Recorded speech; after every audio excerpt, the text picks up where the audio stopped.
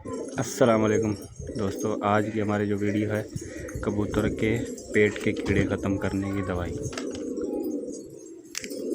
ये हमारी वीडियो जो है 100 कबूतरों के लिए है।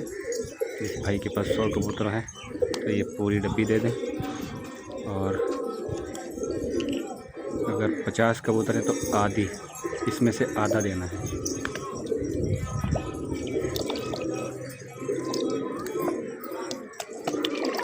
देने के बाद जिस दिन भी आप ये देंगे कबूतर को, उस दिन 24 घंटे के लिए पानी कम हो, मतलब पानी ठहर करके पिए। अच्छा, दूसरी बात यह है कि कबूतरों को जिस दिन शाम को दोगे उस दिन सुबह इनकी पिंजरे की सफाई लाजमी होनी चाहिए, क्योंकि वो पेट में जो कीड़े निकलेंगे बाहर, वो दोबारा इनके मुंह में, क्योंकि ये पेट में जो कीड़े निकलेंगे दोबारा खा नहीं जाए, तो इसलिए सुबह पिंजरे की सफाई ज़रूरी है।